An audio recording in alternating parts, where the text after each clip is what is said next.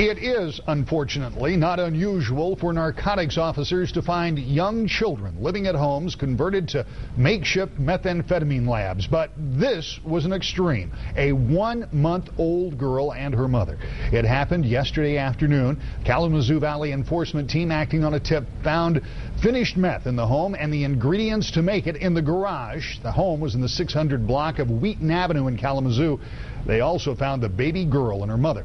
Officers called in Children's Protective Services. They have opened an investigation.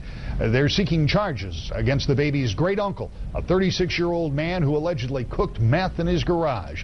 They don't expect to charge the mother with drug crimes.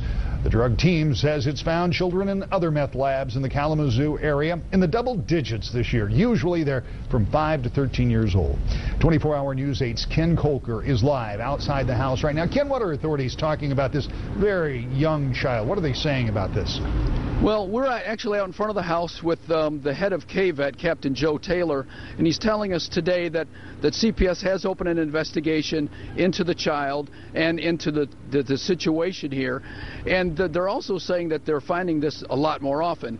We've got Captain Taylor here, and I guess I'm wondering, you know, what's the concern with when children are involved?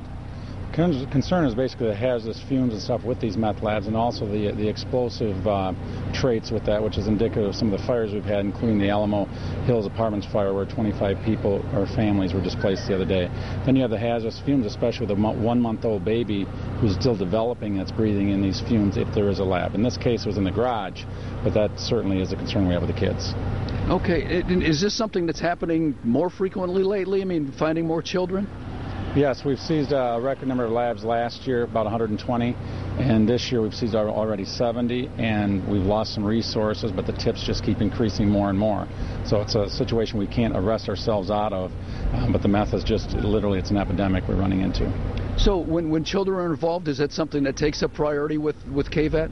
Absolutely. We get all those tips. We've got well over 300 tips this year so far just on meth alone. We have a lot more responsibilities than that, but we do elevate to the top of the list the meth labs with kids involved. Okay, and in a 1-month-old, I mean, how often do you find him that young?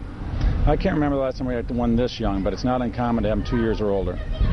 Okay, well, thank you very much, Captain Taylor. Back to you, Rick.